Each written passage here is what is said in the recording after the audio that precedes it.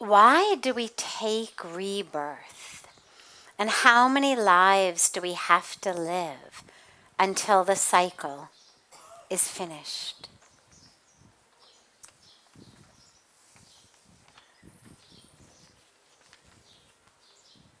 In the same way that in school, right, we start in nursery. In India, they have this LKG and UKG. In America, we just have kindergarten. But we start young. And then every year we come back. Then we're in first grade, then second grade.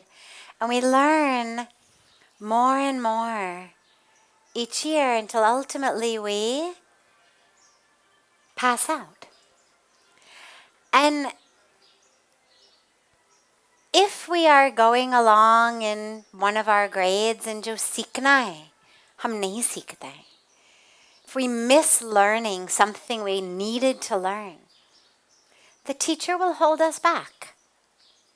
Not because she's mean or hates us or is against us, but because ultimately the teacher's highest goal is that we should learn what's needed in each class.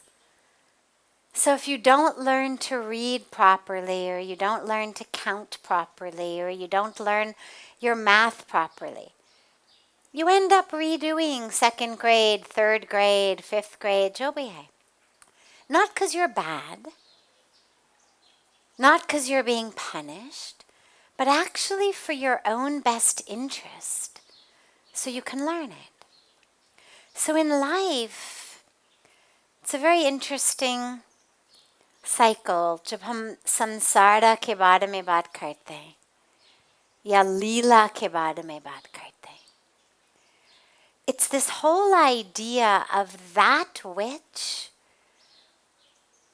was never separate from God, is still one with God, has never been two, has never been separate, but forgot that it was one, thought it was separate, and now essentially has to go to school for a lot of years to remember that it is one.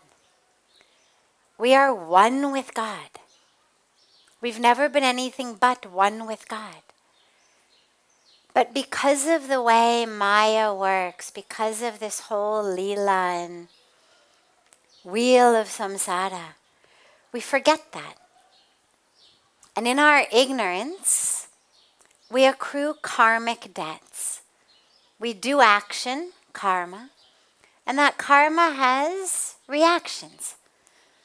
Sometimes sweet, sometimes bitter. But the moment we get a karmic fruit, we have to come back to eat it. In our bank accounts, if we've got 100 rupees we deposit and 100 rupees we withdraw, bank account is 0. You're done. But in life, unfortunately, it's not like that. Sometimes people think, well, I did something that's getting me negative karma. I did something ignorant, something wrong. Galti ki maine. Jante hue, na jante hue. Galti ki. Then they say, well, if I do something good, can it cancel it all out and mera kaam ho gaya? Unfortunately, the karmic bank account doesn't work like that. We actually have to keep coming back. Some of the lifetimes will be enjoying sweet fruit. Some will be not really enjoying, but dealing with bitter fruit, sour fruit. Maybe in one lifetime we have different fruit. But we actually have to keep coming back to eat it. It's like kabhi guard mein hai na, maa kehte hai ki jab tak plate khali nahi tum utoge nahi. Right? So many of us hear that in our homes. Finish your dinner, then you can get up. So it's kind of like that. Like we've had this plate of food laid before us. And until it's over, we're not done. Then, of course, Bhagwan Krishna explains to us through Arjuna, because Arjuna, of course, asks, then what's the answer? If everything I do, good things, bad things, if everything accrues this karmic fruit, and I have to keep coming back to eat it, then what's the answer? And there's actually two answers.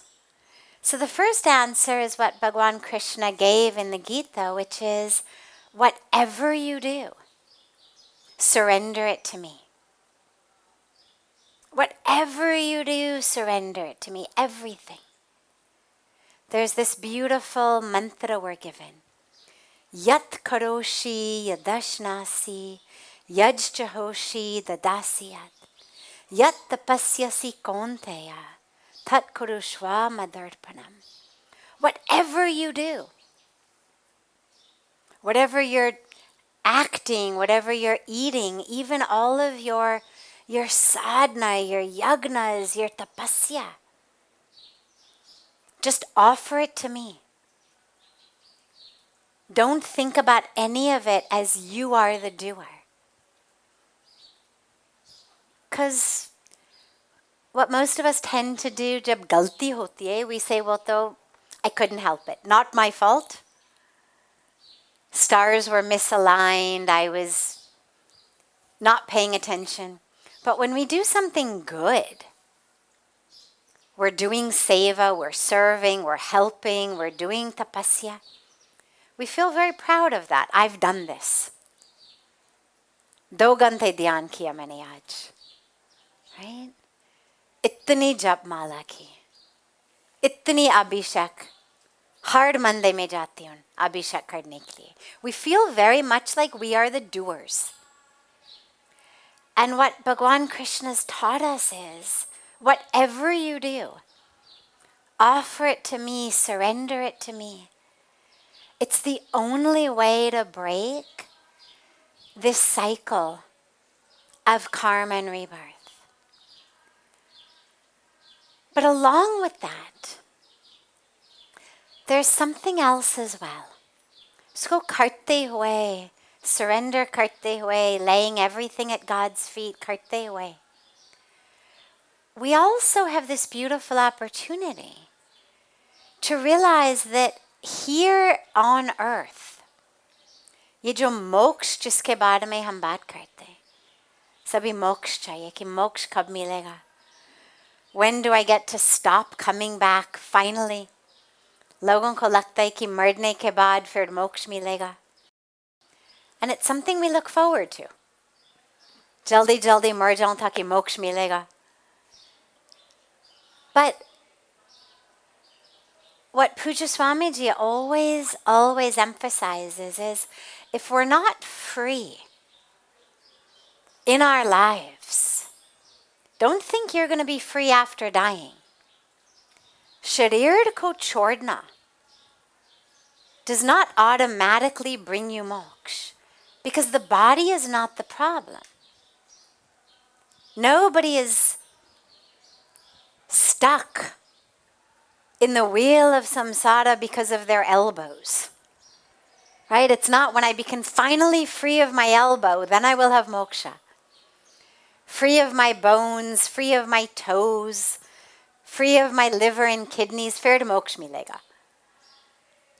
Your liver and kidney and unglis, these are not the problem. The mind is the problem. And so as we are offering everything to God, ultimately to free ourselves, we also realize that here in this body, in this incarnation, agar man se mukt ho sakte hain, then jeete moksha milega. Then we have what we call jiva mukti. That it's not after you leave the body, it's in the body liberation, in the body freedom. Because we're free of the nonsense of the mind. So rather than worrying about how many lifetimes you have to do this, if you can get free of your mind, then these lifetimes become a pleasure. Then they're a joy. Then we're smelling flowers, watching the beautiful Ganga River flow, enjoying the sound of the birds. Then there's no bandhan. Then every day is moksha. And if you're not free of your mind, then it doesn't matter how many lifetimes you keep doing. The mind travels with the soul. Man, buddhi, ahankar. Atma ke saath jate hain. It's the subtle body. So as we move from lifetime to lifetime, the impressions of the mind stay with us. So don't think he just let me finish another few lifetimes and I'll be done. Jab tak apne man ko, man se mukti nahi milega. You can keep taking lifetimes, keep getting new bones, new kidneys, new livers, new fingers, new toes, new elbows, but you'll still be stuck. So this is why spiritually we work. In our meditation, in our prayer, in our satsang, in our seva, to be free of the mind so that life becomes freedom. Jite hue moksha. And then we're able to really enjoy this beautiful creation.